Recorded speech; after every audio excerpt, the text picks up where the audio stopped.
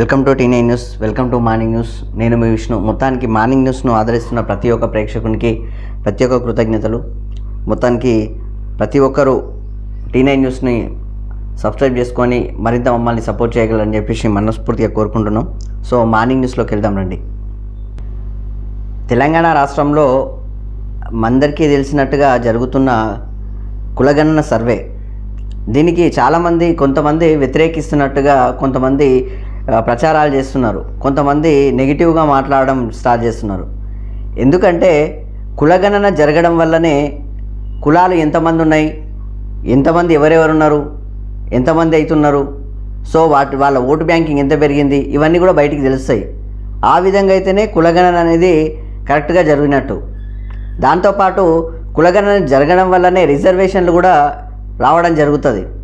ఆ విధంగా జరగాలి. కానీ కులగణన జరగకుండా చూసే విధంగా ఎవరు వచ్చిర్రు, రేవంత్ రెడ్డి వచ్చిండా, రేవంత్ రెడ్డి ఏమి ఇచ్చిండు, రేవంత్ రెడ్డికి సంబంధం కాదు, ఇక్కడ గవర్నమెంట్కి సంబంధం, మనకందరికీ సంబంధం. ఇది రేవంత్ రెడ్డి అన్నీ ఇచ్చిండా, హామీలు ఇచ్చిండా, లేకపోతే 6 గ్యారంటీలు ఇచ్చిండా, ఈ విధంగా మనం చూడాల్సిన అవసరం లేదు.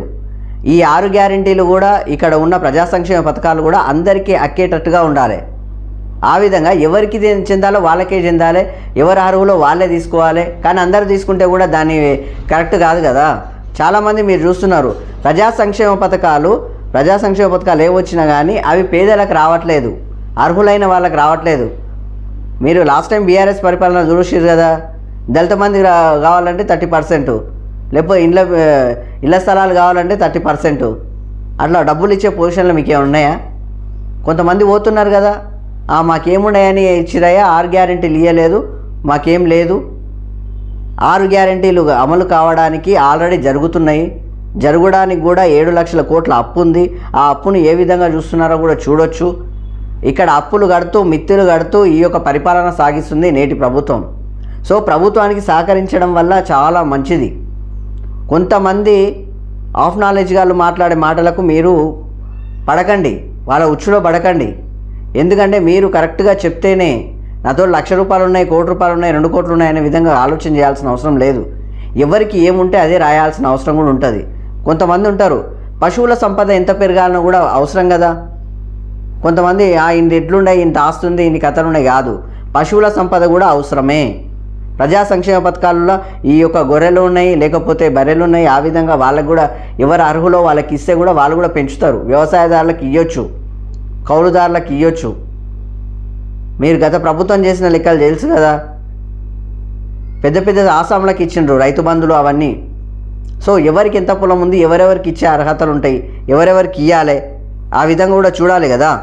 మొత్తానికి ఇక్కడ ఆస్తుల కోసం అనేది కాదు, కులగణన సర్వే, ఏ కులాలు ఎంతమంది ఉన్నాయి, ఉపకులాలు ఎంతమంది ఉన్నారు, ఏ కులంలో ఎంతమందికి జరుగుతుంది, బీసీలలో ఉపకులాలు ఉన్నాయి, ఎస్సీలలో ఉపకులాలు ఉన్నాయి, ఈ యొక్క ఓసీలలో ఉపకులాలు ఉంటాయి, ఓసీలలో కూడా పేదవాళ్ళు ఉన్నారు, బీసీలలో పేదవాళ్ళు ఉన్నారు, ఎస్సీలలో పేదవాళ్ళు ఉన్నారు.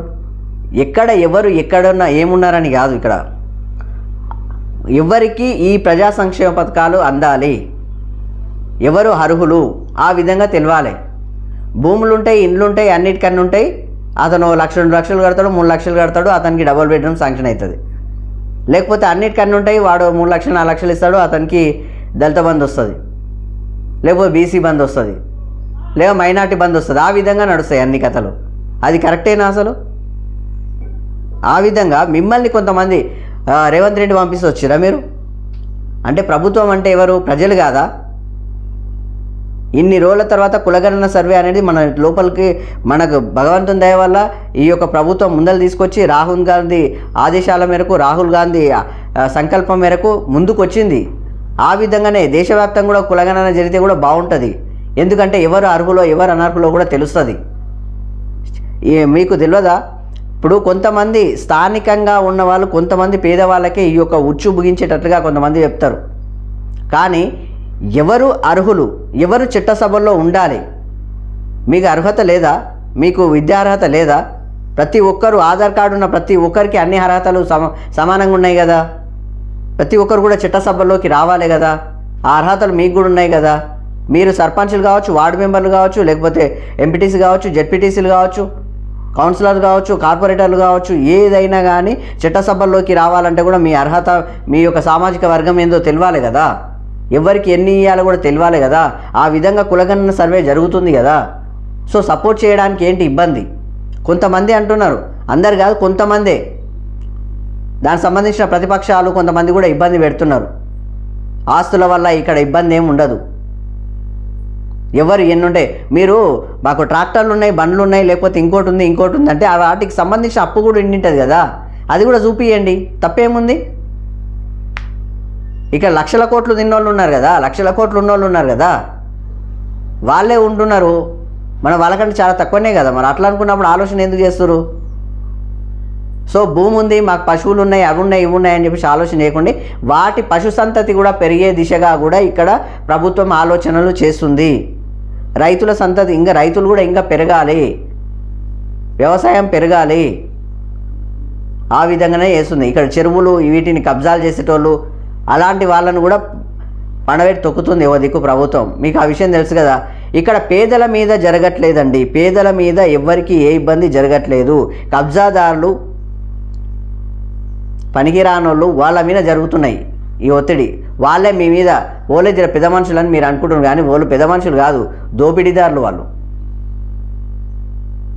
వాళ్ళు మాత్రమే ఈ పనులు చేస్తున్నారు. కాబట్టి మీరు ఎవ్వరికి భయపడాల్సిన అవసరం లేదు. ప్రతి ఒక్కరు కులగణన సర్వేలో పాల్గొనండి, ఖచ్చితంగా ఉన్నట్టు చెప్పండి, ఏం కాదు. ఎందుకంటే ఎవడు అర్హుడో ఎవడు అనర్హుడో తెలుస్తుంది.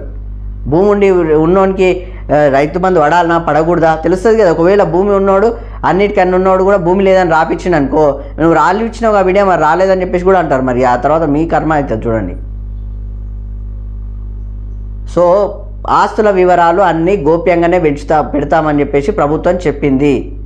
ఆ విధంగా మీరు ఆలోచించాల్సిన అవసరం లేదు, ఇబ్బంది పడాల్సిన అవసరం అంతకన్నా లేదు. కరెక్ట్గా ప్రతి ఒక్కరు కులగణన సర్వేలో పాల్గొనండి. ఈరోజు మార్నింగ్ నేను ఒక వీడియో చూశాను. పొద్దున లేవగానే ఒక ఆయన మోతిపార్లాగా మొత్తం కూర్చొని, నువ్వు ఎందుకు వచ్చినావు, ఏం కథ, నేను ఎందుకు చెప్పాలని నీకు? ఇక్కడ రాజ్యాంగబద్ధంగా కూర్చున్నప్పుడు అధికారులు వచ్చినప్పుడు వాళ్ళందరికీ మనం సహకరించాలి. That is the protocol. నువ్వేంటో చెప్తే అయిపోతుంది కదా. అంటే నువ్వేమిట్లా లేకుండా కూడా నువ్వు రువాబ్ చేయడానికి ఉంటుందా? అవసరమా అది? అహంకారమా? ప్రభుత్వం అంటే ప్రజలే కదా, ప్రజలు సహకరించకపోతే ఎట్లా? కొంతమంది ఉన్నారు, ఎక్కువ అందరు లేరు, కొంతమంది అంటే 7-10 మంది 15 మంది ఉంటారు, కానీ వాళ్ళే ఓవర్ యాక్షన్ చేసి మళ్ళీ జర ఉసిగొల్పుతుంటారు అన్నట్టు. ఈ విధంగా చేయడం వల్ల బడుగు బలహీన వర్గాలు, సామాజిక వర్గాలు, ఈ యొక్క దళిత వర్గాలు, ఈ యొక్క బీసీ వర్గాలు, వీళ్ళందరూ వర్గ సమీకరణాల దృష్ట్యా ముందరికెళ్ళి వీళ్ళు కూడా చట్టసభల్లోకి అడుగుపెట్టే లెక్కలు ఉంటాయి. నాటి జెడ్పీటీసీ సీఎం రేవంత్ రెడ్డి ఈరోజు, నాటి జెడ్పీటీసీ ఈరోజు సీఎంగా అయ్యిండు. ఏమో మీరు కూడా సీఎం అయ్యే ఛాన్సెస్ ఉన్నాయేమో, మీరు కూడా ముందుకు వచ్చే ఛాన్సెస్లు ఉన్నాయేమో, మీరు కూడా సర్పంచ్ కావచ్చు, ఈరోజు కాకుండా రేపైనా కావచ్చు కదా. మీకేం తక్కువ? ఆ విధంగా ఇవన్నీ ఆలోచన చేయండి. ప్రతి ఒక్కరికి సపోర్ట్ చేయండి, ప్రతి ఒక్కరికి సపోర్ట్ చేయండి, ప్రతి ఒక్కరు సపోర్ట్ చేయండి. ఈ యొక్క మీరు వచ్చే వాళ్ళందరికీ కూడా చెప్పండి. ఈ యొక్క అధికారులు వస్తారో ఆ అధికారులకు కూడా మీరు వివరించండి, మీకు ఉన్నది ఉన్నట్టుగా వివరించండి, తప్పేం లేదు. సో ఈ యొక్క మన కులగణన అనేది చాలా క్షేత్రస్థాయిలో జరగాలి, విజయవంతం కావాలి. దానికి మనం అందరం సహకరించాలి. ఎందుకంటే రేపు పొద్దుగాల చట్టసభల్లోకి వెళ్ళేది మనమే, రేపు పొద్దుగాల ఉద్యోగాలకు వెళ్ళేది మనమే. దేశం అభివృద్ధి చెందాలంటే అందరికీ సమాన న్యాయం ఉండాలి. ఓటు హక్కు అందరికీ సమాన న్యాయంగా ఎట్లా ఉంది? మన ఓట్లు తీసుకుంటూ వాళ్ళు గెలుస్తున్నారు. ఆ విధంగా చట్టసభలో మనమే ఉండమనుకో, మన సామాజిక వర్గాలు అందరూ కలిసి మనని గెలిపిస్తే మనం కూడా మన వాళ్ళకి ఏం కావాలో చూడొచ్చు. సో భయపడాల్సిన అవసరం లేదు. ఎవరో చటాక్గాళ్ళు, ప్యాకెట్ గాళ్ళు, ఐటెం గాళ్ళు, రొటపీస్ కట్టెల వాళ్ళు గిట్ల వాళ్ళు ఉంటారు. నేను గిసోంటి మాటలే మాట్లాడతా. వాళ్ళని తీసుకుపోయి జూ పార్కులో వదిలేయడం బెటర్. అవి ఆడ ఉన్నాయనే స్వచ్ఛంగా ఉన్నాయి జూ పార్కులో ఉన్న వాళ్ళందరూ. ఆ యొక్క జంతువులు చాలా పవిత్రతగా ఉంటాయి. సో గసొంటి పరిస్థితులు ఉంటాయి కాబట్టి వాళ్ళని ఉచ్చులో పడకండి, ఉన్నది ఉన్నట్టు చెప్పండి, ఏం కాదు. ప్రభుత్వానికి సహకరించడం మన బాధ్యత. మన బాధ్యతల్ని మనము ఇప్పటికీ మీకు తెలుసో తెలియదో ఉదయం లేచినప్పటి నుంచి నైట్ పడుకునేంత వరకు, పుట్టినప్పటి నుంచి చనిపోయేంత వరకు every person is the tax payer. ప్రతి ఒక్కరు ట్యాక్స్ కడుతున్నారు. బాధ్యతలను మనము ప్రభుత్వానికి ఎట్లా కడుతున్నాము, బాధ్యతగా మనం ఎట్లా ఉంటున్నాము, ఆ విధంగానే ఇట్లా కూడా చేయాలి. రేపు పొద్దుగాల హక్కులు కూడా మనం తీసుకోవాలి కదా. మన హక్కులు మనం ఎందుకు తీసుకోకూడదు? మన చట్టసభలోకి వెళ్ళే హక్కు మనకు లేదా? ఈ భూమిని బతుకుతున్నామంటే మనం ఎట్లా బతుకోవాలి? ప్రజా సంక్షేమ పథకాలు మనకు అందకూడదా? ఆ విధంగా ఆలోచన చేయండి. దాంతోపాటు కరెక్ట్గా ఆలోచన చేయండి. మనము every person is the tax payer. ప్రతి ఒక్కడు ట్యాక్సులు కడుతున్నాడు. ఆ ట్యాక్సులు వెళ్ళిన ట్యాక్సులు మళ్ళా గవర్నమెంట్కి, ఇటు కేంద్ర ప్రభుత్వానికి, రాష్ట్ర ప్రభుత్వానికి జిఎస్టీల రూపంలో ఎలా కడుతున్నామో ఆ యొక్క నిధులు మళ్ళీ మనకు రావాలి. ఎట్లొస్తాయి? సగం పైసలు కంప్లీట్గా ఈ అభివృద్ధికి, రాష్ట్ర అభివృద్ధికి, దేశ అభివృద్ధికి ఇచ్చినా కానీ మిగతావి లోన్ల రూపంలో మనకు రావాలి. ఆర్థికంగా ఇబ్బందులు ఉన్నప్పుడు లోన్ల రూపంలో ప్రభుత్వం సహకరించాలి. అది కొంతమంది తెచ్చుకుంటున్నారు. బడాబాబులు అక్కడక్కడ తిరుగుతుంటారు చూడు, మధ్యలో వాళ్ళు తెచ్చుకొని తింటారు. అనారోగ్య పాలైనప్పుడు, ఇబ్బందులు ఉన్నప్పుడు ఆరోగ్యశ్రీ లేకపోతే ఇంకొక ఎక్సెట్రా, ఆ విధంగా అవి కూడా మనకు అక్కేటట్టుగా ఉండాలి. ఎందుకంటే మనం ఎన్ని డబ్బులు కడుతున్నావు? నీవు ఒక్కనివే కడతలేవు. బాగా గుర్తుపెట్టుకో, నువ్వు ఒక్కనివే కడతలేవు, నీ కుటుంబం మొత్తం కడుతుంది. నీ కుటుంబంలో ప్రతి ఒక్కడు కడుతున్నాడు. అప్పుడే పుట్టిన పాప, కడుపులో ఉన్న పాప, ప్రతి ఒక్కరు కడుతున్నట్టే ట్యాక్స్లు. అందుకని ఆ డబ్బులు నీ కుటుంబం ఇప్పటివరకు ఎన్ని కట్టింటాయి, నీ వయసు ఎంత, నీ ఎన్ని కట్టినావు, అవి ఎట్లా రిటర్న్ తెచ్చుకోవాలి, అలా తీసుకొచ్చే విలువలు ఎట్లున్నాయి, అవే బ్లాక్ మనీ రూపంలో బయట పోతున్నాయి. ఆ విధంగా ఉన్నాయి కాబట్టి మనం కులగణన చేయడం వల్ల ఇవన్నీ సామాజిక వర్గ సమీకరణాలు ఎవరెవరు ఎక్కడెక్కడ ఉన్నారో తెలిస్తే, ఆ విధంగా మనము ఎంతమంది ఉండమో, మన ఓటు బ్యాంకింగ్ ఎంత ఉంది, అవన్నీ క్లారిటీగా తెలుస్తాయి. ఆ తర్వాత మనకు కూడా చట్టసభల్లో అవకాశాలు వస్తాయి.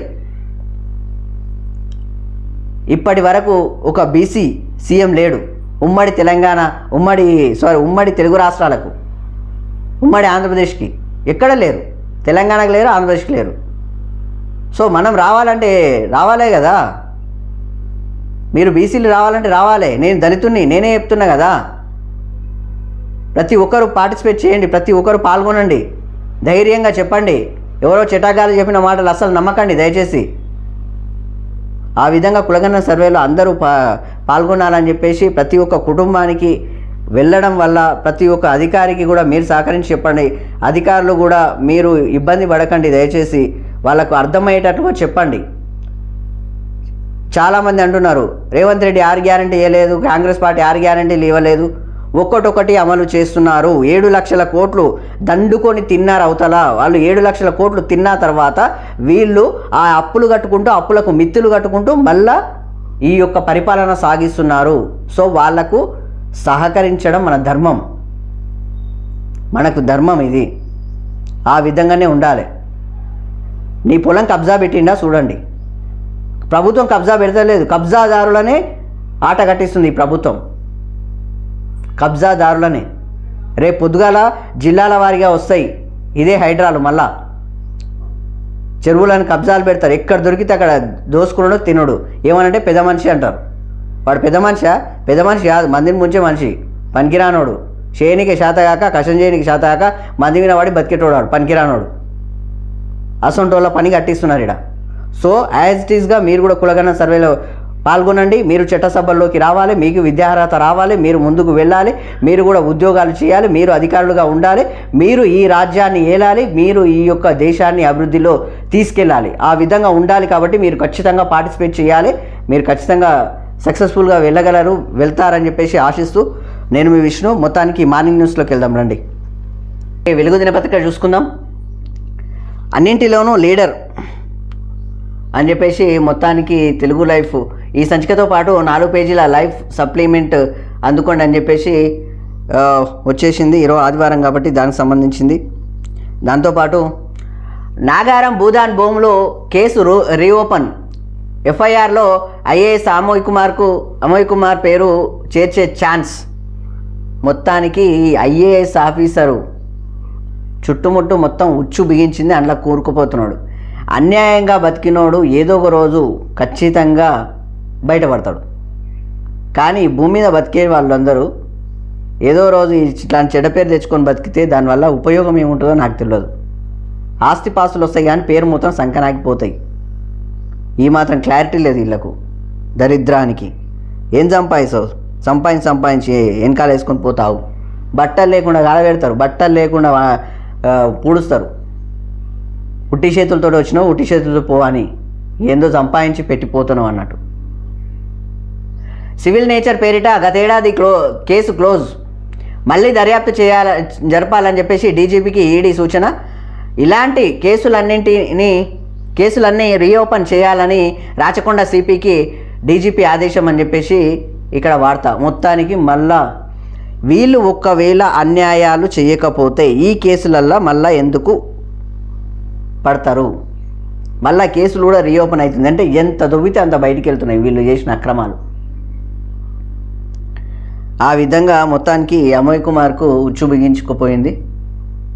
కానీ ఒక్క మాట సింపుల్గా చెప్పొచ్చు, ఎంత సంపాదించినా కానీ వేస్టే. ఇట్లా మళ్ళా ఒక చెడ్డ పేరుతోటే చచ్చిపోతావు, మంచి పేరుతో మాత్రం చచ్చిపోవు దండుగా.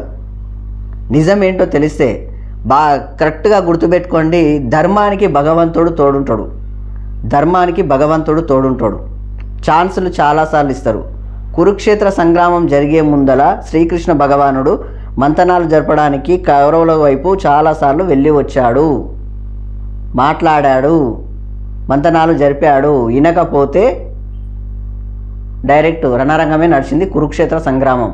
సొంత కుటుంబాన్ని 36 లక్షలకు పైగా ఉన్న కుటుంబాన్ని మొత్తాన్ని సంహారం జరిగింది. తప్పదు, ఏం కాదు. ఆ విధంగానే ధర్మం ఉంటుంది. భగవంతుడు ధర్మానికి తోడుంటాడు కాబట్టి ధర్మమే గెలుస్తుంది ఎప్పటికీ. ఏడ గెలుస్తున్నాడు ఆయన, మొత్తం పెద్ద పెద్దోళ్ళే బతుకుతున్నాడు అంటే పెద్ద పెద్దోళ్ళు ఎవడు బతుకుతాడు, వాళ్ళు చెడ్డ పేరు కూడా పట్టుకునే పోతురు. బండ బూతులు తిడతారు ఈసొని పనులు చేసే బయట. గవర్నర్ ఫ్యామిలీ వివరాలు సేకరిస్తున్న ఆఫీసర్లు, సర్వే షురు. ఇంటింటికి వెళ్ళి వివరాలు తీసుకుంటున్న ఎన్యూమరేటర్లు. రాష్ట్రంలో ఎక్కడి నుంచైనా నమోదు చేసుకునే ఛాన్స్. ఆస్తుల లెక్క చెప్పని కొందరు. గవర్నర్ జిష్ణుదేవ్ వర్మ వివరాలు సేకరణ. మోదీజీ తెలంగాణలో కులగణన సర్వే మొదలైంది అంటూ రాహుల్ ట్వీట్. 50% రిజర్వేషన్ల గోడను బద్దలు కొడతామని చెప్పేసి కామెంట్. చూడండి ఎంత పవర్ఫుల్గా తొడగొట్టే చెప్పినట్టుగా ఉంది. మోదీజీ తెలంగాణలో కులగణన సర్వే మనకు మంచి జరుగుతుంది కాబట్టి ఆ విధంగా రాహుల్ గాంధీ ఈ యొక్క సంకల్పం చాలా గొప్పగా పెట్టుకున్నాడు. ఆ సంకల్పంలో మనం కూడా పాత్రధారులం కావాలి. ఎందుకంటే మన కోసం పోరాడుతున్నారు.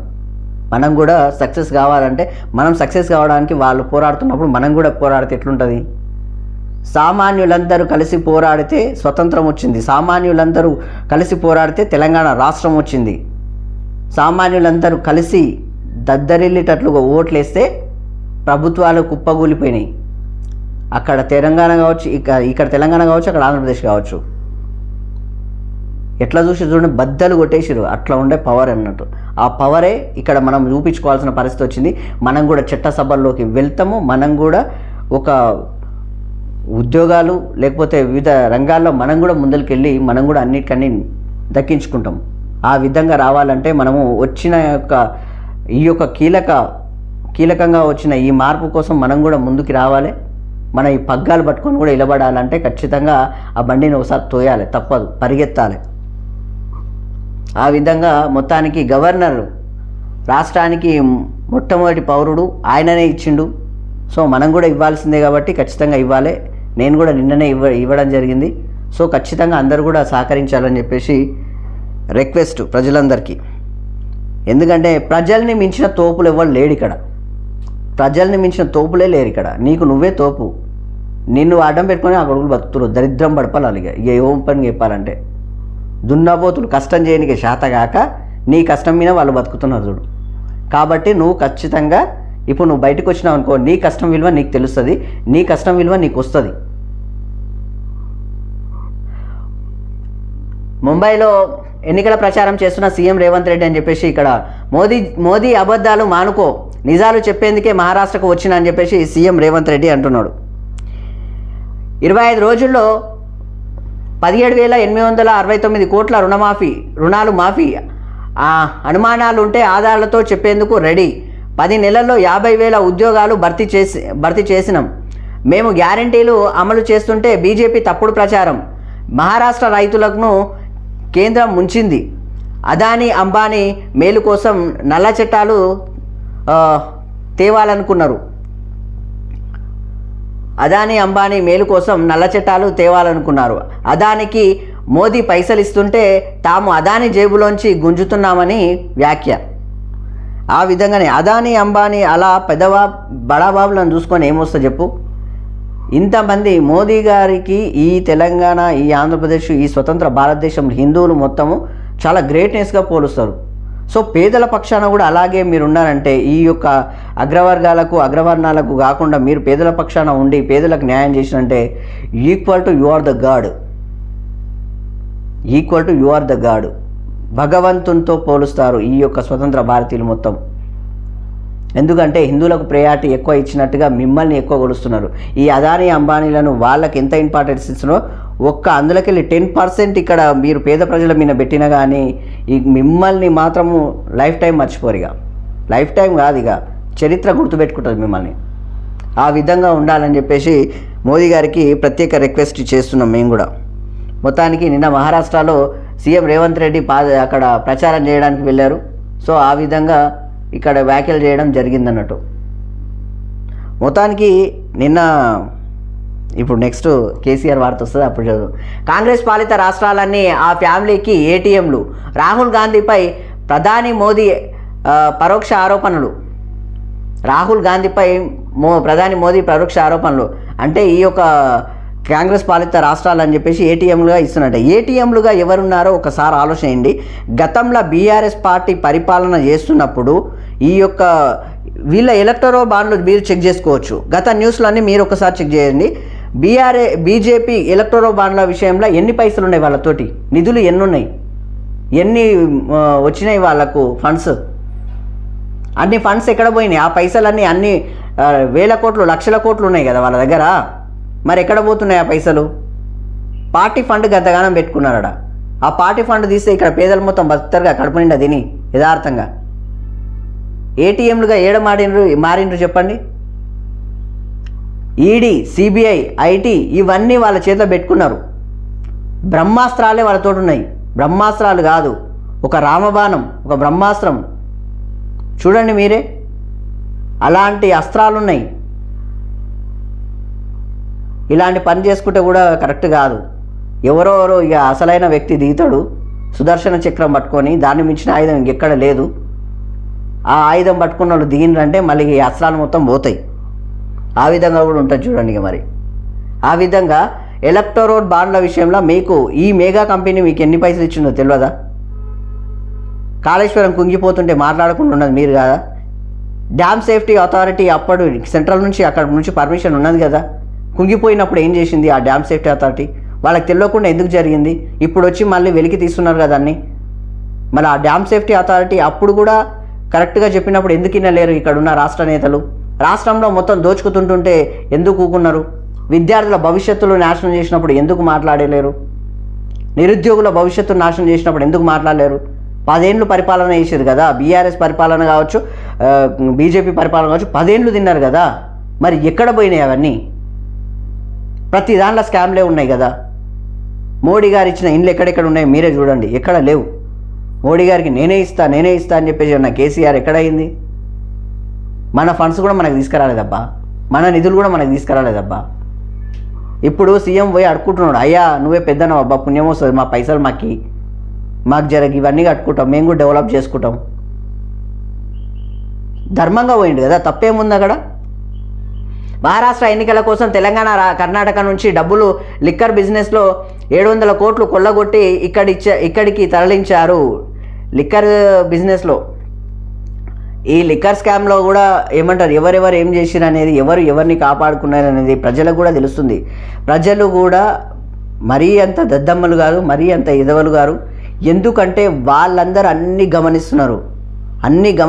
అందుకే లాస్ట్ టైం రిజల్ట్ ఎట్లొచ్చింది, ఈసారి రిజల్ట్ ఎట్లొచ్చిందో ఒకసారి చూడండి మీరు.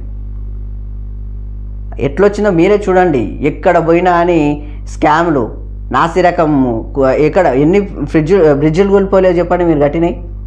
అట్లా ప్రతి ఒక్కటి కూడా బయట పడతలేవా? మహావికాస్ అగాడి అవినీతికి మారుపేరు. ఎస్సీల హక్కులను కాంగ్రెస్ హరిస్తున్నది.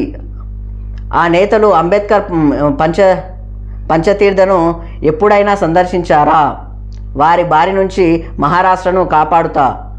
అకోలాలో బీజేపీ ఎన్నికల ర్యాలీలో ప్రధాని మోదీ అని చెప్పేసి ఇక్కడ వార్త. ప్రజల మాయలో పడి గాలికి ఓటేసిండ్రు, ఫలితాన్ని అనుభవిస్తున్నారు. ఏం కోల్పోయారో వాళ్లకు తెలిసొచ్చింది అని చెప్పేసి కేసీఆర్ అంటుండు. చూస్తుండగానే 11 నెలలు గడిచిపోయినాయి. కేసులు జైళ్లకు భయపడం. వచ్చేది మా సర్కారే. ప్రభుత్వంలో ఉన్నోళ్ళు ఇష్టం వచ్చినట్లు మాట్లాడుతున్నారు. తాము తిట్టడం మొదలు పెడితే రేపటి దాకా తిడతానే ఉంటామని వ్యాఖ్య. మొత్తానికి సింహం బయటకు వచ్చింది. సింహం పేరే కేసీఆర్. ఎందుకంటే ఆయనకు ఆ పవర్ ఉంది. నాకైతే ఇన్స్పిరేషన్ అయినా ఆ విధంగా నేను మాట్లాడతా. కానీ చేసే పనులలో మాత్రం కొన్ని నాకు నచ్చవు. ఆ విధంగా ఉంటుంది అన్నట్టు. నేను ఉన్నట్టుగానే మాట్లాడతా. ప్రజలు మాయలో పడి గాలికి ఓటేసిండ్రు. ఈ విధంగా మాట్లాడే విధానం కరెక్టే. ప్రజలు ఎవ్వరు, మీరు ప్రభుత్వ వ్యతిరేకత వచ్చినందుకే వాళ్ళు మిమ్మల్ని అక్కడ కూర్చోబెట్టారు. ఇక్కడ కాంగ్రెస్ పార్టీ అట్లే వస్తే కాంగ్రెస్ పార్టీని కూడా కూర్చోబెడతారు. ఎవ్వరు తగ్గరు ఇక్కడ. ప్రజలంటే మిమ్మల్ని మించినోళ్ళు, ప్రజలు అంటే మిమ్మల్ని మించినోళ్ళు అంతే. ఆ విధంగానే ఉంటుంది. కాబట్టి మీరు ఇప్పుడు ఏమేం చేసిరో మీకు తెలియదు. గాలికి వదిలేసి ప్రజలు తప్పు చేసినట్టుగా కాకుండా మీరు చేసిన తప్పుకే మిమ్మల్ని అక్కడ కూర్చోబెట్టారని ఒక్క నిజాన్ని మీరు పసిగట్టగలిగితే మీ స్థాయి వేరే ఉంటుంది. మీ స్థాయి వేరే ఉంటుంది. ఇప్పుడున్న స్థాయి కాదు, అంతకు మించిన స్థాయి ఉంటుంది.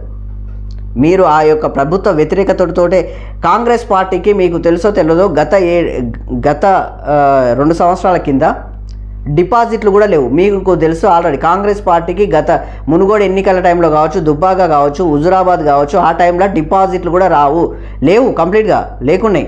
జిహెచ్ఎంసీ పరిధిలో కావచ్చు, ఎమ్మెల్సీ ఎన్నికలలో కావచ్చు, ఎక్కడున్నాయి చెప్పండి డిపాజిట్లు? మరి గవర్నమెంట్ ఎట్లా ఫామ్ చేసింది? ఇక్కడ బీజేపీలోకి వెళ్ళి బండి సంజయ్ సార్ని తీసేయడం వల్ల బీజేపీ పార్టీకి మొత్తం పోయింది, సంకనాకిపోయింది. అది పార్టీని ఒక రేంజ్లో దిప్పుకపోయిండ్రు. అప్పుడు బండి సంజయ్ సార్ వల్లనే కదా సగం బడ అక్కడ ఉన్నది ఇబ్బంది అయింది. ఆ సార్ని అట్లా కొనసాగించుంటే మాత్రం అవసరం ఇంకా చెప్తే బాగుండదు. అప్పుడే బీసీ సీఎం అని చెప్పేసి ఒక మాట అన్నుంటే ఖచ్చితంగా బీజేపీ గవర్నమెంట్ ఫామ్ చేస్తుండే. ఆయనను ఒక్కరిని తీయకుండా ఉంటే అంత ఉండే పవర్. ఉమ్మడి నల్గొండ జిల్లా మొత్తము కాంగ్రెస్ పార్టీ కంచుకోట, అదందరూ తెలుసు. కానీ అక్కడ కూడా బీజేపీ పవర్ ఒక రేంజ్లో ఇదే కోమటిరెడ్డి రాజగోపాల్ రెడ్డి చూపించే విధంగా చూపించిండ్రు. కానీ ఆ పగ్గాలను మొత్తము ఇట్లా తుంచి పారేసిర్రు. అప్పుడున్న బీజేపీ అధిష్టానం కావచ్చు, ఇక్కడ ఉన్న కొందరు నేతలు కలిపి ఆ బండి సంజయ్ని తీసేయడం కావచ్చు, అట్లాంటి పరిస్థితి జరిగింది. ప్రభుత్వ వ్యతిరేకత వల్ల ఈ యొక్క సగం ఓట్లు వచ్చినాయి. ఆ విధంగానే ఇక్కడ ఉన్న భారత్ జోడో యాత్ర వల్ల, రాహుల్ గాంధీ వల్ల సగం ఓట్లు వచ్చినాయి. దానితో పాటు ఇక్కడ ఈ యొక్క సిట్టింగ్ ఎమ్మెల్యేలకు టికెట్లు ఇచ్చేసిండ్రు ఇదే కేసీఆర్. కానీ అక్కడ జరిగింది ఏంటి మీరు ఒకసారి క్లారిటీగా చూడొచ్చు. సిట్టింగ్ ఎమ్మెల్యేలకు సీట్లు ఇవ్వడం వల్ల వాళ్ళకు వ్యతిరేకత, ప్రజల్లో వ్యతిరేకత ఉందనే చిన్న లాజిక్ కేసీఆర్ సార్ మర్చిపోయాడు. ఆయన సంపాదించుకున్నాడు ఆల్రెడీ. వాళ్ళతో 1000 కోట్లు ఉన్నాయి, 100 కోట్లు ఉన్నాయి, అవసరమైతే 500 కోట్లు ఖర్చు పెట్టైనా అని ఆయన గెలుస్తాడని కేసీఆర్ అనుకున్నాడు. కానీ కేసీఆర్ అనుకున్నట్లు కాలేవు. ఆయనకి వ్యతిరేకత ఉందనే విషయం చిన్న లాజిక్ తోటి ఆయన ఓడిపోవాల్సి వచ్చింది. ఆయన అక్కడ ఉండాల్సిన పరిస్థితి వచ్చింది.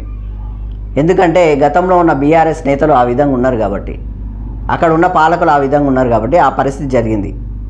సో మీరు కరెక్ట్ పని చేస్తే ప్రజలు మీకు ఓటేస్తారు. కరెక్ట్ పని చేయకపోతే ఇట్లయినా కూర్చోబెడతారు.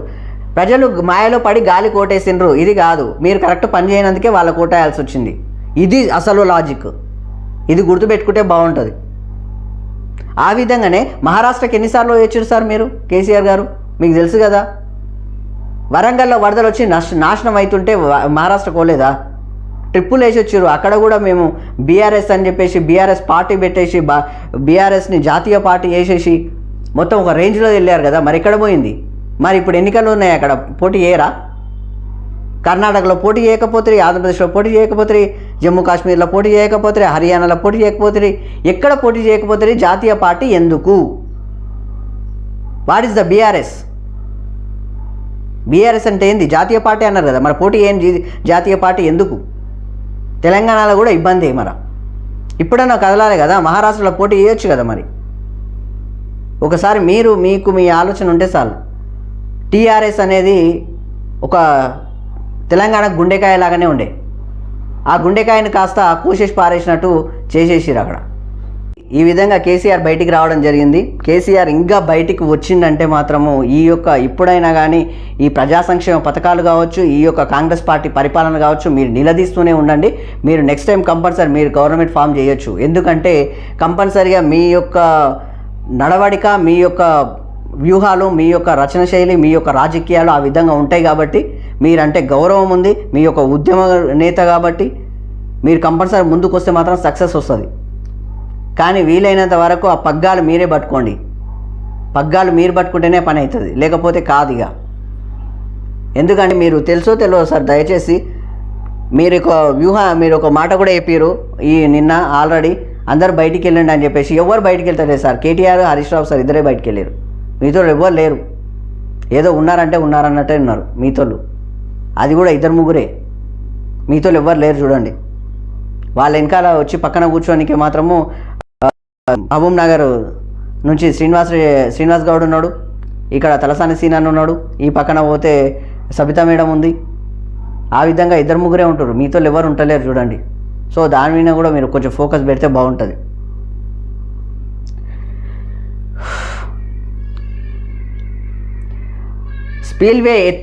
స్పీల్వే ఎత్తు పెంచడం వల్లే మిడ్ మానేటర్ కట్ట కొట్టుకుపోయింది. 2016లో జరిగిన ఘటన ప్రాథమికంగా తెలిసిన విజిలెన్స్ బీఆర్ఎస్ హయాంలో ఏజెన్సీని మార్చి అంచనాలకు దాదాపు 3 రెట్లు పెంచినట్టు గుర్తింపు. 7 ఏళ్ల పాటు ఎంక్వైరీని తొక్కిపెట్టిన గత సర్కారు కాంగ్రెస్ పవర్లోకి రాగానే పాత ఫైళ్ల దుమ్ము దులిపిన విజిలెన్స్ ఆఫీసర్లు ఇరిగేషన్ శాఖ నుంచి పలు కీలక ఫైళ్ల స్వాధీనం వివరాలపై ఆరా. మొత్తానికి ఒకటొకటి మొత్తం బయటికి వస్తున్నాయి, ఎక్కడెక్కడ దాచిపెట్టి మొత్తం బయటకు వస్తున్నాయి. ఆ విధంగా ఉంది పరిస్థితి. రైతు డిక్లరేషన్ అంతా బోగస్, అందులోని హామీలు ఏమైనాయి అని చెప్పేసి కిషన్ రెడ్డి అంటున్నాడు. మహారాష్ట్ర ఎన్నికల్లో రాహుల్ రేవంత్ పచ్చి అబద్ధాలు, అమలు చేయని హామీలను చేసినట్లు ప్రచారం. కొనుగోలు కేంద్రాలను వడ్లు వచ్చినా ఎందుకు కొంటలే, కొనుగోలు కేంద్రాలకు వడ్లు వచ్చినా ఎందుకు కొంటలే, మూసి పేరుతో పేదల ఇండ్లు కూలుస్తున్నారని ఫైర్. యాదాద్రి జిల్లాలో వడ్ల కొనుగోలు కేంద్రాల పరిశీలన అని చెప్పేసి ఇక్కడ వార్త. మొత్తానికి ఇక్కడ కిషన్ రెడ్డి నిన్న చేసిన పాదయాత్ర ప్రకారం, ఇక్కడ ఆయన తిరిగిన లెక్కల ప్రకారం రైతుల పక్షాన ఏ లీడర్ ఉన్నా నేను సపోర్ట్ చేస్తాను. రైతుల పక్షాన ఏ లీడర్ ఉన్నా అని మేము సపోర్ట్ చేస్తాం. ఎందుకంటే రైతును అమ్మతో పోల్చుతాము, బార్డర్ల సైనికుని నాన్నగారితో పోలుస్తాం. ఇక్కడ వీళ్ళిద్దరు ఉంటేనే ఇక్కడ దేశం నడుస్తుంటుంది, మనమందరం బతుకుంటాం. ఈ ఇద్దరే ఉండాలి మెయిన్ కీలకం. మిగతా మొత్తం టీచర్లు వీళ్ళందరూ విద్యావృద్ధులు వీళ్ళందరూ గురువులు ఉన్నారు కదా, ముందు అమ్మ నాన్న ఉండాలి కదా. రైతు అమ్మ, సైనికుడు నాన్న, వీళ్ళిద్దరు ఉంటేనే మనకు జీవితం ఉంటుంది. ఆ విధంగానే మాయముంది మా నాయన ఉండగా వాళ్ళ అమ్మ నాయనలను అందరినీ, వాళ్ళమ్మమ్మను వాళ్ళందరినీ పుట్టించింది, వాళ్ళందరినీ కాపాడుతున్నది, రేపు పుట్టపోయి వాళ్ళని కాపాడుతున్నది కూడా రైతులు, బార్డర్లో ఉన్న సైనికులు, వీళ్ళు మాత్రమే ఉంటారు. ఆ విధంగానే రైతులకు ఖచ్చితంగా వీళ్ళు సపోర్ట్ చేస్తే సపోర్ట్గానే ఉండాలి. మొత్తానికి కొనుగోలు కేంద్రాలకు వడ్లు వచ్చినానికి కొంటలేరంట. సో ప్రభుత్వం దీని మీద దృష్టి పెట్టాలి, ఖచ్చితంగా వీళ్ళని తీసుకోవాలి. రైతులను మాత్రం ఇబ్బంది చేస్తే కాంగ్రెస్ పార్టీని ఊకునేదే లేదు. రేవంత్ రెడ్డి గారు దీని మీద ప్రత్యేక ఫోకస్ పెడితే కూడా బాగుంటుంది మీరు. సో ఆ విధంగా మొత్తానికి కిషన్ రెడ్డి నిన్న కొనుగోలు కేంద్రాల పరిశీలన చేయడం జరిగింది.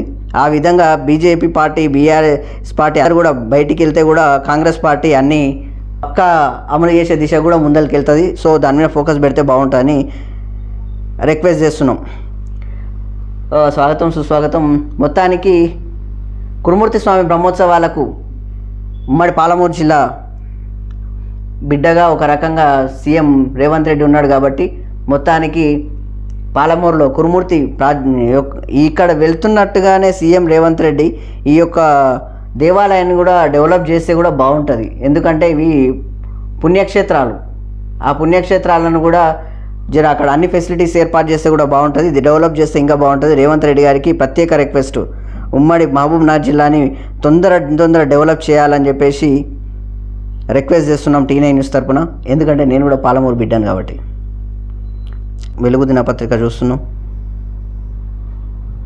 మొత్తానికి అన్ని సర్వేల గురించి లొల్లెలు ఉన్నాయి. సో దాంతోపాటు వివిధ వార్తలు కూడా ఉన్నాయి. సో దానికి సంబంధించిన లెక్కలు ఇక్కడ ఆదిలాబాద్లో చూడండి. 100 కోట్ల CMR ధాన్యం మాయం. నిర్మల్ జిల్లాలో 7 రైస్ మిల్లులపై క్రిమినల్ కేసులు. 17 మిల్లుల డిఫాల్ట్గా గుర్తింపు. ఆఫీసర్ల విస్తృత తనిఖీలో వెల్లడి. మిల్లర్ల తీరుపై తీవ్ర విమర్శలు అని చెప్పేసి ఇక్కడ వార్త చూడండి. దోచుక తింటున్నారు. ఎవరి సొమ్ము ఎవడు ఎందుకు తింటాడో అర్థం కాదు. సిగ్గు లేకపోతే సరే మనుషులో గాడిదలో వాళ్ళ మనుషులని మాత్రం అనకూడదు. మొత్తానికి ఇది వెలుగు దినపత్రిక. ఆంధ్రజ్యోతి దినపత్రిక చూసుకుందాం.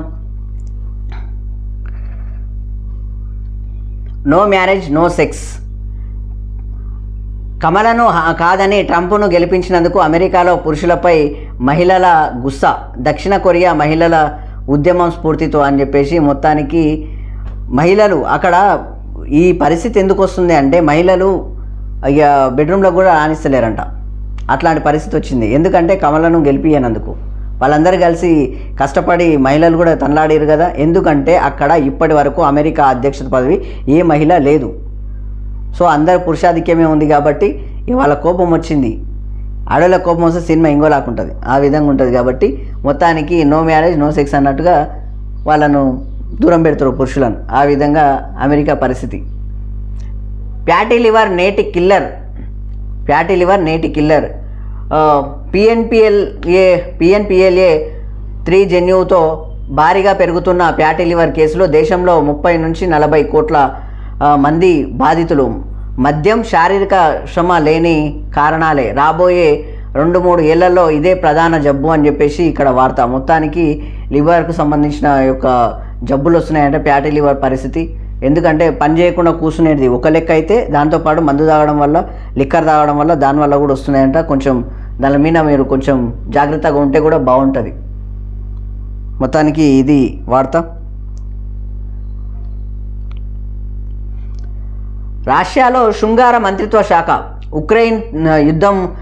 యుక్రెయిన్తో యుద్ధం, సైనికుల మరణాలతో భారీగా తగ్గుతున్న రష్యా జనసంఖ్యను పెంచేందుకు మినిస్ట్రీ ఆఫ్ సెక్స్ రాత్రి 10 నుంచి 2 వరకు ఇంటర్నెట్ బంద్. పని ప్రదేశాల్లో సంతానోత్పత్తి బ్రేకులు అని చెప్పేసి ఇక్కడ వార్త. మొత్తానికి అక్కడ సైనికులు లేరు, అక్కడ జనసంతతి పెరగాలి, అక్కడ జనాలు కావాలి, జనాభా పెరగాలి.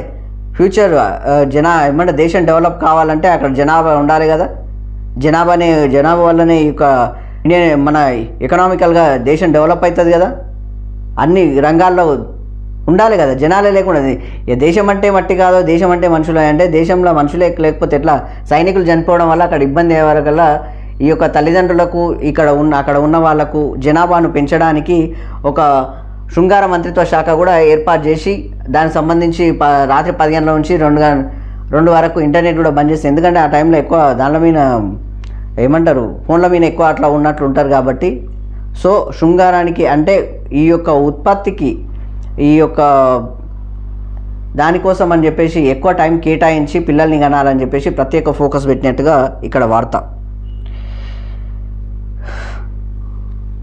చెప్పుకోవడానికి సక్సెస్ స్టోరీ లేక అబద్ధాల ప్రచారం అని చెప్పేసి, చెప్పుకోవడానికి సక్సెస్ స్టోరీ లేక అబద్ధాల ప్రచారం చేస్తున్నారంట అని చెప్పేసి రేవంత్ రెడ్డి అంటున్నాడు. కాంగ్రెస్ గ్యారంటీలపైన మోదీ అబద్ధాలే ఆపకుంటే నిజాలు మాట్లాడుతూనే ఉంటా. రుణమాఫీపై మోదీ ఆరోపణలకు బదులిచ్చా. దాంతో ఆయన ఎక్స్పోస్ట్నే తొలగించారు.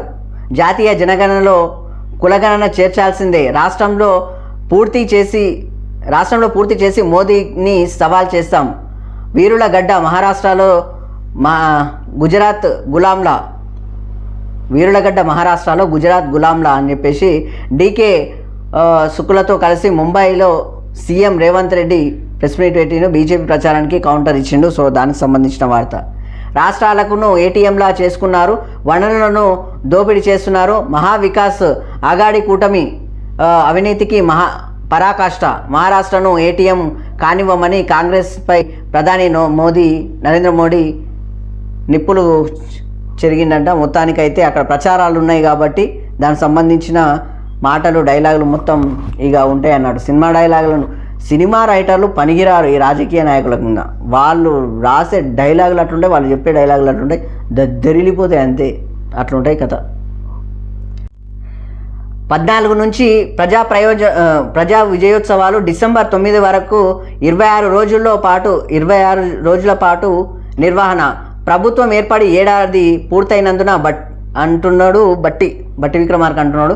మొత్తానికి 14 తారీఖు నుంచి ప్రజా విజయోత్సవాలు అని చెప్పేసి బయటికి వెళ్తారంట. విజయోత్సవాలు బయటికి వెళ్ళే ముందల తొందర ఈ గ్యారంటీలను కూడా ముందు ఫుల్ఫిల్ చేసేసి అమలు చేసేసి ముందుకు వెళ్తే కూడా బాగుంటుంది. ఎందుకంటే అవి కూడా క్షేత్రస్థాయిలో అమలు కావట్లేదు. దాన్ని మీరు దృష్టిలో పెట్టుకుంటే బాగుంటుంది ఈ ప్రభుత్వం. బట్టన్నకు మేము కూడా చెప్తున్నాము, తొందర దానిలో ఫోకస్ పెడితే బాగుంటుంది. వచ్చే నెల 13,000 కోట్ల రుణమాఫీ మిగిలిన రైతులందరికీ వర్తింపజేస్తామని చెప్పేసి పొంగులేటి శ్రీనివాసరెడ్డి చెప్తున్నాడు. ఇప్పుడున్నవి కూడా క్షేత్రస్థాయిలో కాలేదు సార్, అదే దానిల గురించి కూడా కొంచెం ఆలోచన చేస్తే బాగుంటుంది. ఎందుకంటే ప్రజలు ఇబ్బంది పడతారు. అబ్బా మీరు హామీలు ఇచ్చారు కదా, హామీలు ఇచ్చినట్టుగా తొందర వీలైనంత వరకు తొందర హామీలు చేయకపోతే నెక్స్ట్ ఈ యొక్క బీఆర్ఎస్ బయటకు వస్తుంది. వాళ్ళకు వ్యూహాలకు ప్రతివ్యూహాలు మీరు రచించాలంటే వాళ్ళకు అసలు సంధియకుండా మీరు హామీలు నెరవేర్చారనుకోండి, ప్రజలే వాళ్ళను దూరం పెడతారు, లేదా ప్రజలు వాళ్ళ హక్కున చేరుతారు, మీకు ఇబ్బంది అవుతుంది. సో దాని మీద మీరు ప్రత్యేక ఫోకస్ పెడితే బాగుంటుంది కాంగ్రెస్ పార్టీ. రౌడీ పంచాయతీలు మాకు తెలుసు, తిట్టడం మొదలు పెడితే రేపటి వరకు తిడతా. ప్రజల్ని కాపాడాలి కానీ భయపెడతారా? ఏం కోల్పోయామో ప్రజలకు అర్థమైంది. ఈ మాట కరెక్టు. వాళ్ళు ఏం కోల్పోయారో ప్రజలకు తెలుసు అన్నట్లుగా, ప్రజలకు అర్థమైంది అన్నట్టుగా ఉండలేదు. ఇక్కడ రాసే విధానం ఆంధ్రజ్యోతి కూడా ఎట్లా రాసిండే, ఏం కోల్పోయామో ప్రజలకు అర్థమైంది అని రాసిండ్రు. వాళ్ళు ఏం కోల్పోయారో అనేది అర్థమైంది కదా. అధికారం కోల్పోయినాక అసలు బయటికే రాకుండా సంవత్సరం పాటు పరిస్థితి చూడండి. ఆ విధంగా వచ్చేది 100% బీఆర్ఎస్ ప్రభుత్వమే. సర్కారుపై బీఆర్ఎస్ అధినేత కేసీఆర్ ఫైర్ అని చెప్పేసి ఇక్కడ వార్త. ఆ విధంగానే కొంచెం మీరు ఫోకస్ పెట్టేసి కూడా బాగుంటుంది సార్. తొందర బయటికి రావాలి. మీరు బయటికి వస్తేనే ఇక్కడ అన్ని హామీలు అమలవుతాయి, అన్ని గ్యారంటీలు అమలవుతాయి. బయటకు వస్తే ప్రజా సంక్షేమ పథకాలు బయటికి వెళ్తాయి, అన్నీ సక్సెస్ అవుతాయి. ఎందుకంటే కేసీఆర్ కోసం వెయిటింగ్. ఇక్కడ కేసీఆర్ పేరును చెరిపేయలేరు, అలా చేయాలనుకుంటే మూర్ఖత్వమే అని చెప్పేసి కేటీఆర్ అంటున్నాడు. కానీ ఒక రకంగా కేటీఆర్ గారు మీకు కేసీఆర్ గారిని మీరే చెరిపేస్తున్నట్టుంది. ఎందుకంటే ఆయన యొక్క డిగ్నిటీ, ఆయన పొజిషను, ఆ ఉద్యమము, ఆయన లెవెలు కొంచెం మీరు కూడా ఆయనకు ధీటుగా, ఆయనకు సమానంగా మీరు కూడా పనిచేస్తే కూడా బాగుంటుంది. ఎందుకంటే గ్రామాల వారీగా, మండలాల వారీగా కమిటీలు ఏర్పాటు చేయండి, తర్వాత జిల్లాల వారీగా కమిటీలు ఏర్పాటు చేయండి. మీ యొక్క కార్యకర్తలకు మీరు సపోర్ట్ ఇవ్వండి. వాళ్ళు ఎంత పని చేస్తారో మీకు కనిపిస్తుంది. వాళ్ళను మించిన లీడర్లు ఇంకెవ్వరు లేరు. కేసీఆర్ ఈక్వల్ టు కార్యకర్తలు అంతే ఉంటుంది, కానీ ఇంకా తక్కువ ఉండదు. అందులో కార్యకర్తలతో పోలిస్తే మీరు కూడా తక్కువనే. కేటీఆర్ గారు మీరు కూడా తక్కువనే, మీరు హరీష్ రావు గారు, కవిత మేడం వీళ్ళందరూ తక్కువనే. కేసీఆర్ ఈక్వల్ టు కార్యకర్తలు అంతే. వాళ్ళిద్దరే కష్టపడతారు, వాళ్ళిద్దరి లెక్కలనే పవర్ ఉంటుంది. ఆ విధంగా చెప్తున్నా. ఎందుకంటే కార్యకర్తలు అంతా పనిచేస్తారు ఆయన మాటలు అంటే, అందుకని చెప్తున్నా. మూసీ కంటే రేవంత్ నోటి కంపే ఎక్కువ, నేతల మాటలకు సెన్సార్ ఉండాలి అని చెప్పేసి హరీష్ రావు అంటున్నాడు. దళిత బంధు హుజురాబాద్లో ఉద్రిక్తత, తోపులాటలో ఎమ్మెల్యే కౌశిక్ రెడ్డికి అస్వస్థత అని చెప్పేసి మొత్తానికి కౌశిక్ రెడ్డి మాత్రము ఇక కొంచెం మాత్రం ర్యాష్గా మాట్లాడుతుంటాడు, కానీ మస్తు కష్టపడుతున్నట్టుగా మాత్రం కనిపిస్తుంది. కాకపోతే నిన్న ఇదంతా యాక్టింగ్ అని చెప్పేసి బయట మొత్తం ప్రచారాలు ఆ విధంగా కూడా చేస్తున్నారు. ఎందుకంటే బీఆర్ఎస్ తరఫున మాత్రం కౌశిక్ రెడ్డి బాగా గట్టిగిల పడుతున్నాడు. బాల్కా సుమను, కౌశిక్ రెడ్డి కొంతమంది మాత్రం బయటకు వస్తున్నారు, మీతో ఎవరు బయటకు వస్తలేరు. ఈరోజు బీఆర్ఎస్ పక్కన టీఆర్ఎస్ పక్కన మీ పక్కన ఎవరున్నారో వాళ్ళే మీ వాళ్ళు, మీతో మొత్తం మిమ్మల్ని వాడుకొని వదిలేసేటోళ్ళు చూడండి. ఇక అట్లా కూడా చెప్తున్నాం మేము.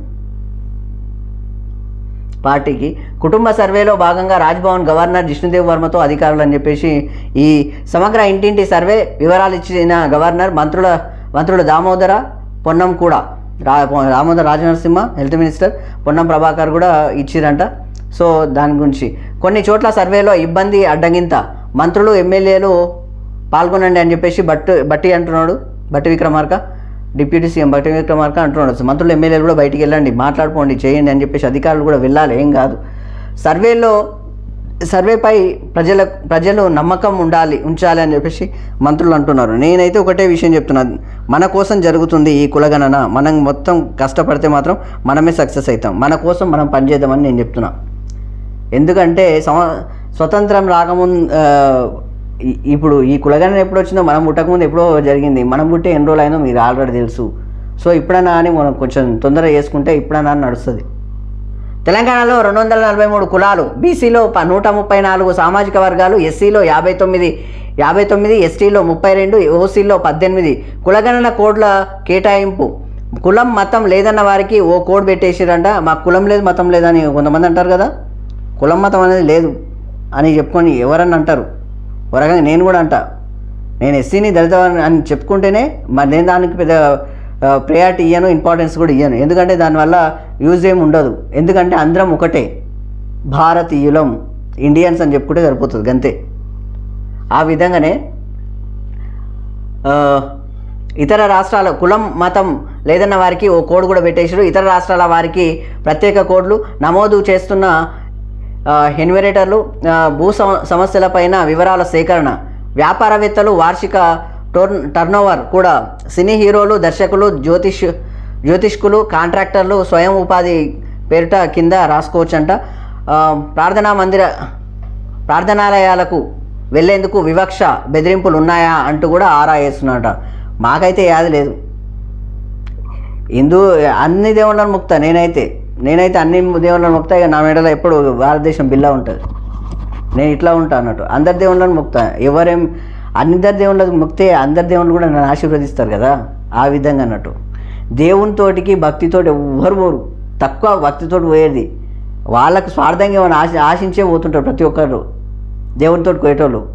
ఈ దేవునితోటి పోతే ఏం రాదని ఎవరన్నా చెప్పుండి, ఆ దేవునితోటికి ఎవరు పోరు. దేవునికి 10 రూపాయలు మనం ఇచ్చుడేంది అబ్బా, నాకు అది అర్థం కాదు. దేవుడే అన్నీ మనకి ఇస్తున్నాడు కదా. జీవితాన్నే ఇచ్చింది కదా, ప్రాణాన్నే ఇచ్చింది కదా, ఇంత పెద్ద ఆస్తి అయిన శరీరాన్నే ఇచ్చింది కదా, ఇంకేం కావాలి. ఆ విధంగా ఉంటుంది. ఈ స్థానిక ఎన్నికలో బీసీ రిజర్వేషన్లు రంగంలోకి ప్రత్యేక కమిషన్. రేపు ఎల్లుండి మాసప్యాంక్ కార్యాలయంలో అభిప్రాయ సేకరణ. త్వరలో జిల్లాలలో కూడా మొత్తానికి రంగంలోకి ప్రత్యేక కమిషన్ దిగుతుందంట బీసీ రిజర్వేషన్ల కోసం. దానికి సంబంధించిన వార్త. ఈ కులగణ వల్ల అన్నీ జరుగుతాయి. మొత్తానికి అవి ఒక్కటి మనకి ఇబ్బంది పడకుంటే చాలు. ట్రంప్ తొలి దెబ్బ భారతీయులపైనే. పౌరసత్వ మంజూరుపై కఠిన ఆంక్షలు. గద్దెనెక్కిన తొలి రోజే ఉత్తర్వులు ఇస్తానంటూ ఎన్నికల ప్రచారంలో ప్రకటన. లక్షల మంది భారతీయులు వారి సంతానంపై తీవ్ర ప్రభావం. కోర్టుల్లో సవాల్ చేసే అవకాశం అని చెప్పేసి ఇక్కడ వార్త. మొత్తానికి ఇండియా మన భారతీయులు అమెరికాలో ఎక్కువ ఉన్నారుగా, వాళ్ళ మీద కొంచెం ఇబ్బంది పడే ఛాన్సెస్లు ఎక్కువ ఉన్నాయంట. సో మొత్తానికి ట్రంప్ దాని మీదే తొలి దెబ్బ కొట్టబోతున్నాడు అన్నట్టు. భారతీయ విద్యార్థులకు Canada shock. First track student visa ప్రక్రియ రద్దు అని చెప్పేసి ఇక్కడ మరో వార్త చూస్తున్నాం. ఇక్కడ హ్యాపీ హాలిడేస్. వచ్చే ఏడాది 27 సాధారణ సెలవులు, 23 ఐచ్ఛిక సెలవులు ప్రకటించిన ప్రభుత్వం అని చెప్పేసి ఇక్కడ వార్త. జనవరి 1 నుంచి స్విట్జర్లాండ్లో బురకాపై నిషేధం. బహిరంగ ప్రదేశాల్లో అమలు. ఉల్లంఘిస్తే 1000 స్విస్ ఫ్రాంక్ల జరిమానా అన్నట్టు. 1000 స్విస్ ఫ్రాంక్ల జరిమానా అంట స్విట్జర్లాండ్లో. ముస్లిం సంస్థలు హక్కుల కార్యకర్తలు మొత్తానికి వ్యతిరేకత. బురకా వేసుకోకూడదంట అక్కడ. సో అది వేసుకుంటే మాత్రము ఫైన్ వేస్తారంట. దానికి సంబంధించిన వార్త స్విట్జర్లాండ్లో. దానికోసం ముస్లిం సంస్థలు ఈ యొక్క హక్కుల కార్యకర్తల వ్యతిరేకత చేస్తున్నారు అన్నట్టు. అంటే ఇక వాళ్ళు దాన్ని సపోర్ట్ చేయట్లేదు అన్నట్టు. భూదాన్ పోచంపల్లిలో మండలంలో మొలకెత్తిన వడ్లను కిషన్ రెడ్డికి చూపుతున్న రైతులు అని చెప్పేసి ఇక్కడ వార్త. రైతులపై రేవంత్ చిన్నచూపు, 2 నెలలైన ధాన్యం కొనుగోలు చేపట్టరా, రైతు హామీలను విస్మరించరా అని చెప్పేసి కిషన్ రెడ్డి అంటున్నాడు. విద్యా కమిషన్లో నక్సల్ సానుభూతి పరులు, ఆ కమిషన్ రద్దును చేయాలని చెప్పేసి బండి సంజయ్ అంటున్నాడు. మొత్తానికైతే రైతుల పక్షాన మాత్రం ఖచ్చితంగా ఈ యొక్క ప్రభుత్వం దృష్టి పెట్టాలి. ఖచ్చితంగా ఇప్పటికే ఇబ్బంది చాలా అవుతున్నాయి. ఆడ సీసీఐ కొనుగోలు కేంద్రాలు లేవు, ఈ వడ్ల కొనుగోలు కేంద్రాలు లేవు, ఉన్న చోట నేను కొనుక్కోవట్లేదు, వాళ్ళు ఇబ్బంది పెడుతున్నారు. దాంతోపాటు అక్కడ తేమ ఉందని చెప్పేసి వడ్లు ఎండలేవు అని చెప్పేసి అక్కడ వాళ్ళైతే ఇక రాకపోకలకు ఇబ్బంది అయి సగం పొలాల్లోనే ఉన్నట్లుగా ఎన్ని వార్తలు చూస్తున్నాం, రోజు ఎన్ని వార్తలు వస్తున్నాయి చూడండి. ఆ విధంగా రైతుల పక్షాన ప్రభుత్వం ఉండాలి. రేవంత్ రెడ్డి గారు దీని మీద ప్రత్యేక ఫోకస్ పెట్టండి. ఉన్నది ఇబ్బంది అవుతుంది చాలా. సిక్కోలు వాసి అరుదైన రికార్డు, ఆన్లైన్లో 2500 కోర్సు పూర్తి, 51 ఏళ్ల వయసులో ఎంవిఎస్ఎస్ శాస్త్రి ఘనత అని చెప్పేసి ఇక్కడ మరో వార్త చూస్తున్నాం. రూపాయలు 100 కోట్ల ప్రభుత్వ భూమి భద్రం, 100 కోట్ల ప్రభుత్వ భూమి భద్రం. గత ప్రభుత్వం హయాంలో ప్రైవేటు వ్యక్తులకు బదలాయించిన అమోయ్ కుమార్ తిరిగి ప్రభుత్వ భూమిగా మార్చిన మేడ్చల్ కలెక్టర్ అని చెప్పేసి ఇక్కడ వార్త. మొత్తానికి అప్పుడున్న అమోయ్ కుమారు రంగారెడ్డి జిల్లా, ఉమ్మడి రంగారెడ్డి జిల్లా వర్షన్లో మొత్తానికి రంగారెడ్డి జిల్లా కలెక్టరు ఎంత మరి టూ మచ్ అబ్బా.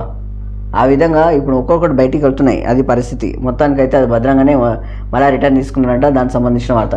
మహేశ్వరం కేసు పునఃపరిశీలన, ఈడీ అభ్యర్థనతో సమీక్షిస్తున్న పోలీసులు, రాచకొండ సిపికి డీజీపీ జితేందర్ ఆదేశం, అవసరమైతే ఎఫ్ఐఆర్లో మరిన్ని పేర్లు అని చెప్పేసి ఇంకా బయటికి వచ్చే పేర్లు అయితే చాలానే ఉంటాయి. సో దానికి సంబంధించిన వార్త. సోషల్ మీడియా వికృత పోకడ, సోషల్ మీడియా ఇక్కడ ఆర్కే కొత్త పలుకులో చూస్తున్నాం. సోషల్ మీడియా విశ్వసనీయత ఇటీవల కాలంలో దారుణంగా దెబ్బతింది. దీంతో ప్రజలు వాస్తవాల కోసము మెయిన్ స్ట్రీమ్ మీడియాపై ఆధారపడాల్సిన పరిస్థితి ఏర్పడింది. సోషల్ మీడియాలో వస్తున్న విషయాలను ప్రజలు నమ్మడం లేదు. అందుకే సోషల్ మీడియా ఎన్నికల ఫలితాలను ప్రభావితం చేయలేకపోతున్నది. 10 ఏళ్ల క్రితంతో పోల్చితే ఇప్పుడు సోషల్ మీడియా వికృత పోకడలు పోతోంది. యూట్యూబ్ ఛానళ్ళు కూడా పుట్టగొడుగుల్లా పుట్టుకొస్తున్నాయి. రాజకీయ పార్టీలు వాటిని స్పాన్సర్ చేస్తున్నాయి. జర్నలిస్టులు కూడా ఏదో ఒక సంస్థలో నిలకడగా ఉద్యోగం చేసే విధానానికి స్వస్తి చెప్పి రాజకీయ పార్టీల ప్రాపకంతో యూట్యూబ్ ఛానళ్ళు ప్రారంభిస్తున్నారని చెప్పేసి ఇక్కడ ఇది ఉద్దేశించి మాట్లాడింది మాత్రం కేటీఆర్ని ఉద్దేశించి మాట్లాడుతున్న మాటలు. వాస్తవానికి ఇక్కడ ఉన్న ఉద్దేశించి మాట్లాడిన మాటలు. ఎందుకంటే కొంతమంది సోషల్ మీడియా మొన్న ఒకసారి సీఎం రేవంత్ రెడ్డి కూడా అన్నాడు ఈ మాట. ఏమంటారు, యూట్యూబ్లో అన్ని ఛానళ్ళను అనకండి సార్, నిజం చెప్పాలంటే యూట్యూబ్ ఛానల్స్ అనేది ఇప్పుడు ప్రింట్ మీడియా కావచ్చు, ఎలక్ట్రానిక్ మీడియా కావచ్చు, శాటిలైట్ కావచ్చు, బ్రాడ్కాస్టింగ్ కావచ్చు, ఈ పేపర్ కావచ్చు, కీ పేపర్ కావచ్చు, వెబ్సైట్ కావచ్చు, ఏదైనా సరే ఒకటే. ఈ సోషల్ మీడియా, డిజిటల్ మీడియా అన్నీ ఒకటే కదా. మనం అందరం వార్తలను ప్రచురించే దిశలోనే ఉన్నాం కదా. వార్తను, ప్రజా సమస్యలను ఇటు ప్రభుత్వానికి ఇటు ప్రజలకు చేరవేసే దిశగానే పనిచేస్తున్నాం కదా. ఇక్కడ సోషల్ మీడియా కూడా క్షేత్రస్థాయిలోనే పనిచేస్తుంది. కాకపోతే కొంతమంది గురించి ఉద్దేశించి మాట్లాడితే అందరినీ ఉద్దేశించి మాట్లాడినట్టు కూడా అవుతుంది. ఎందుకంటే క్షేత్రస్థాయిలో సోషల్ మీడియా కరెక్ట్గా పనిచేస్తుంది. ఈరోజు కాంగ్రెస్ పార్టీ గవర్నమెంట్ ఫామ్ చేయడానికి కారణం సోషల్ మీడియానే. ఎందుకంటే ప్రధాన మీడియా ఎవరు కాంగ్రెస్ పార్టీని పక్కన లేకున్నారు ఇంతకుముందు. ఇప్పుడు నేడు మాత్రం పక్కన ఉన్నట్టుగా కనిపిస్తుంది, కానీ ప్రధాన మీడియా లేదు. కావాలంటే చూసుకోవచ్చు ఇంతకుముందు ఎట్లుండే పరిస్థితి. ఆ విధంగా దయచేసి మాత్రము సోషల్ మీడియాని అందరినీ ఉద్దేశించి మాత్రం అనొద్దు. కొంతమందిని ఉద్దేశించి మాట్లాడండి, తప్పేం లేదు, వాళ్ళ గురించి మాట్లాడండి. కానీ ఇక్కడ మేము కష్టపడుతున్న తీరు ఏంటంటే మాకు ఐఎన్పిఆర్ నుంచి ఫండ్స్ రావు, లేకపోతే యాడ్స్ రావు, లేకపోతే మాకు ఎవరు ఫండ్ ఇచ్చేటోళ్ళు లేకుంటారు. అయినా కానీ మేము ప్రజా సంక్షేమ పరిధిలో ఎట్లా కష్టపడుతున్నామో మీరు చూస్తున్నారు. ఆ విధంగా ఉంది మా పరిస్థితి. జిల్లాల వారీగా, మండలాల వారీగా ఉన్న ఈ సోషల్ మీడియా వర్కింగ్ జర్నలిస్టులు ఎంత కష్టపడుతున్నారో చూడండి. వాళ్ళకు కాంట్రిబ్యూషన్స్ వాళ్ళకి ఎక్కడ ఏమొస్తాయి సార్, ఎక్కడ ఏం రావు కదా. ఎంత ఇబ్బంది పడ్డా కానీ వాళ్ళు వార్తలు మాత్రము విత్ ఇన్ సెకండ్లలో రీచ్ అయ్యేటట్టుగా అసలు సోషల్ మీడియాలో ఎంత ఫాస్ట్గా టెలికాస్ట్ అవుతాయి చూడండి, మీ ప్రధాన మీడియాలలో టెలికాస్ట్ అవుతాయా? ఎంతసేపు మెయిన్ వే చూస్తారు కానీ ప్రజా సమస్యలు చూడడం చాలా తక్కువ ఉంటుంది కదా. శాటిలైట్ ఛానళ్ళలో మీరు చూడండి, ఎంతసేపు ఈ పైన తిరుగుతాయి. గ్రామాల స్థాయి వార్తలు ఉంటాయి అక్కడ, మండలాల స్థాయి వార్తలు ఉంటాయి అక్కడ.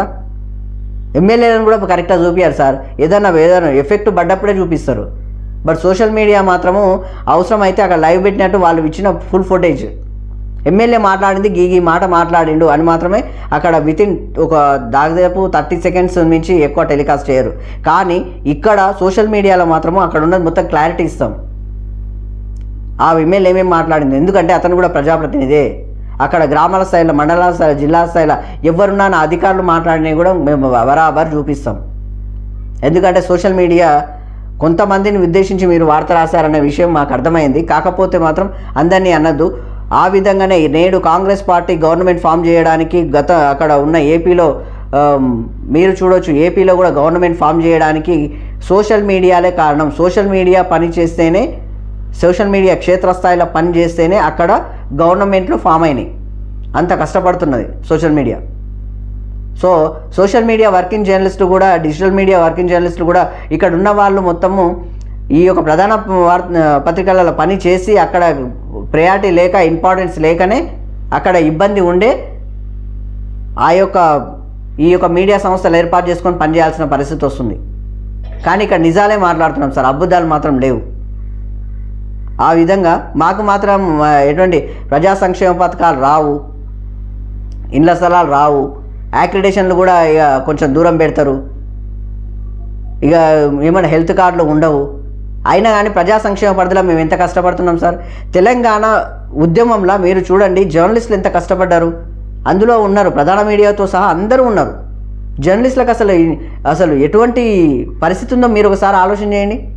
తెలంగాణ రాష్ట్రంలో, తెలంగాణ ఉద్యమకారులలో జర్నలిస్టులు క్షేత్రస్థాయిలో, ఇక్కడ అధికారులు కావచ్చు, ప్రజాప్రతినిధులు కావచ్చు, కుల సంఘ నాయకులు కావచ్చు, ఉద్యమకారులు కావచ్చు, కళాకారులు కావచ్చు, అధికారులు కావచ్చు, ఎంతమంది కష్టపడ్డా కానీ వీళ్ళందరి కష్టాన్ని చూపించింది మాత్రం జర్నలిస్టులే సార్. వాళ్ళు ఢిల్లీ వరకు చూపించిండ్రు, ఢిల్లీ వరకు చూపిస్తేనే ప్రత్యేక రాష్ట్రం ఇక్కడ ఏర్పాటైంది. అంత క్షేత్రస్థాయిలో పనిచేసింది జర్నలిస్టులే కదా.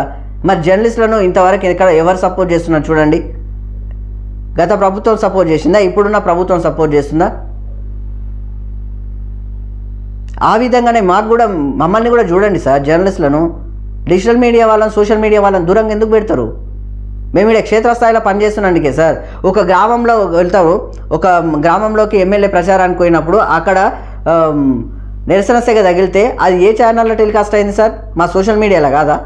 మేము చూపించలేదా? దానివల్లనే కదా ఎఫెక్ట్ పడ్డది ఇక్కడ బీఆర్ఎస్ పార్టీకి.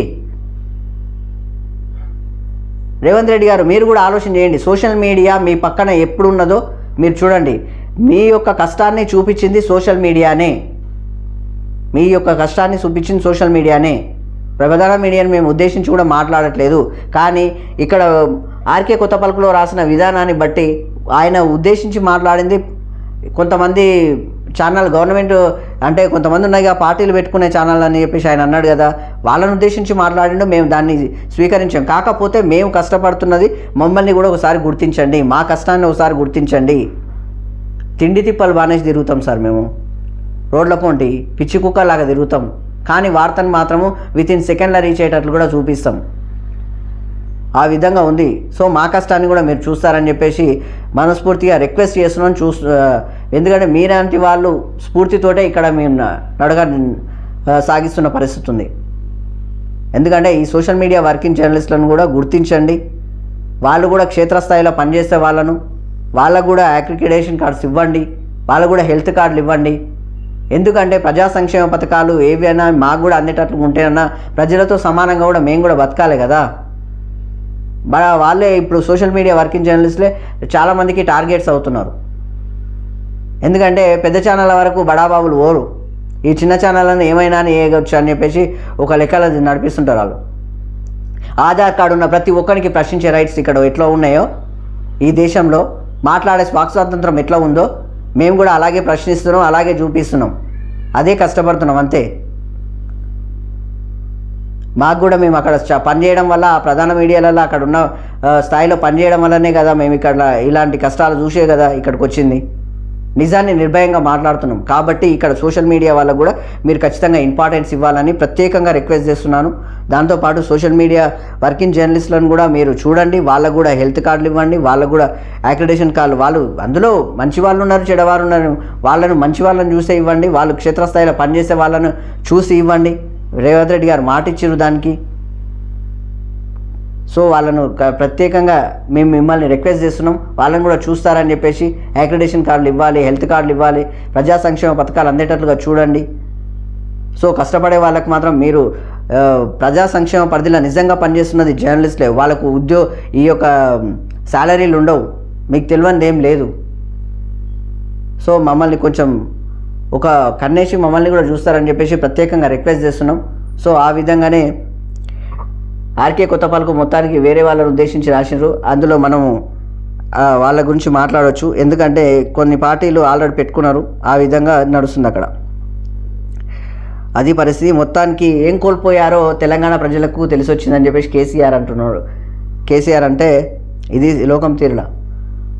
ఏం కోల్పోయారో సార్కి ఇప్పటికైనా తెలిసి వస్తే బాగుండు అని చెప్పేసి అక్కడున్న సామాన్యుడు అంటున్నాడు. సామాన్యుడు, ఒక రైతు బిడ్డ, సామాన్యుడు.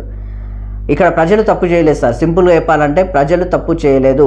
మీరు తప్పు చేస్తే ప్రజలు ఎవరినైనా కింద పెడతారని మీకు డైరెక్ట్గా చూపిస్తున్నారు. కానీ మీరేమంటున్నారంటే ప్రజలకు తెలిసి వచ్చింది, ప్రజలే తప్పు చేసిర్రు అని చెప్పేసి అంటున్నారు. ప్రజలు కాదు ఇక్కడ తప్పు చేసింది, మీరు తప్పు చేస్తే మిమ్మల్ని కూడా దించుతారు. సో మిమ్మల్ని మీరు గుర్తు చేసుకొని మీరు ఎట్లా చేస్తే ప్రజలకు నచ్చుతారో చూసి ఆ విధంగా ఉంటేనే మళ్ళీ మీరు ప్రజల్లోకి ఇస్తారు, మిమ్మల్ని అధికారంలోకి ప్రజలు కూర్చోబెడతారు. ఆ విధంగా కూడా ఒకసారి ఆలోచన చేస్తే బాగుంటుంది. కేసీఆర్ గారికి ప్రత్యేకంగా నేను రిక్వెస్ట్ చేసి చెప్తున్నా. సో T9 న్యూస్ తరపుకి వెళ్ళి ఇది పరిస్థితి. మొత్తానికి ఇది ఆంధ్రజ్యోతి దినపత్రిక. ఈరోజు మన ప్రధాన వార్తలు T9 న్యూస్ మార్నింగ్ న్యూస్లో చూసుకున్నాం. సో దాంతోపాటు మా యొక్క T9 న్యూస్ని మరింత ఆదరించి మరింత మమ్మల్ని సపోర్ట్ చేస్తారని మనస్ఫూర్తిగా రిక్వెస్ట్ చేస్తున్నాం. సో దయచేసి మా ఛానల్ని సబ్స్క్రైబ్ చేసుకొని మమ్మల్ని ముందుకు తీసుకెళ్తారని చెప్పేసి పర్సనల్గా రిక్వెస్ట్ చేస్తున్నాం. సో నేను మీ Vishnu. Thank you very much.